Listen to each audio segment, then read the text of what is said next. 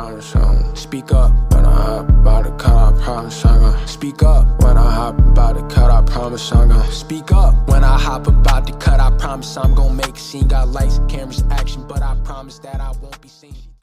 My name is Theodore. My name is and I Markeisha. am about 8 years old. You 8? And I'm 10. 9 years. I was diagnosed with anxiety, depression, and PTSD. Okay, do you recall what happened 6 years ago? Okay. I got taken away. I don't really remember. It felt like I was fighting a losing battle. I felt sad, mad. If there was one thing that you could tell a child going through the same I just thing. wanted Okay, to what's the fit in. hardest part about it? Easiest part to deal with? There was a lot of obstacles, but I overcame them. Children, just know that it will be alright. Before I begin telling my story, I must give warning that this story may potentially trigger some people who have similar background stories and current situations. I cried reflecting on the past event. However, if we can find the strength to get through this story, you may find some valuable information throughout my story. If you don't think you can, I understand, and you don't have to endure the agony, guilt, or the emotions. Just remember you're strong and will come out victorious if you never give up. You can still leave questions in the comments, and I will try to help you even if you can't continue. Nobody, absolutely nobody, should ever have to endure such pain alone. I read an article that said when a child is separated from their parent, the effect is similar to the death of a parent, and for the parent is equivalent to the death of a child, even if the child is still alive. I still tried to visit my children so that they could adjust to what was going on. It was difficult for both sides.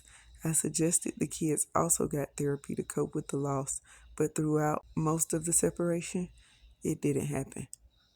And the consistency I tried to maintain for my children didn't last either.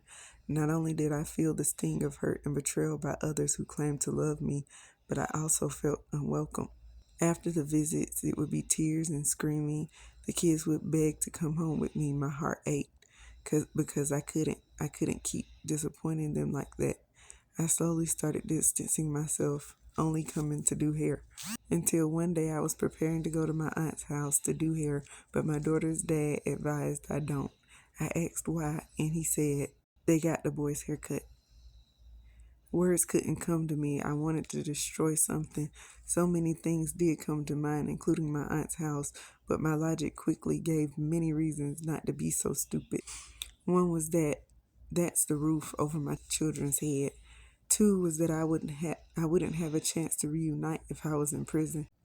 But after that, I did more staying away than coming to visit until I couldn't take the torment of my crying children and stopped coming altogether. I was just torturing them, felt like I was dangling a toy in front of them, but keeping it just out of reach. Eventually, the phrase, they're better off without me, began to dominate my thoughts. The emotions became so overwhelming I knew what it meant to die but not be dead. I witnessed my own death and was mortified. My brain shut down of the emotions. In order to protect itself, functions I needed for human survival. First, it was my emotions. I grew cold inside and it showed. Second was my ability to have feelings physically. I was so numb, but I knew that it couldn't be good. I got to the point I began to panic. This was dangerous. I should have been able to feel. I became desperate to the point of contemplating physical harm to myself to see if I could feel it.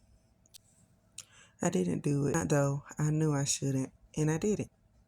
This was bad, and it added to my misery the knowledge that my brain would turn off whenever overwhelmed or overstimulated, and I wouldn't remember what happened during the shutdown. I was driving myself crazier. Why did I have to be dead, but not dead?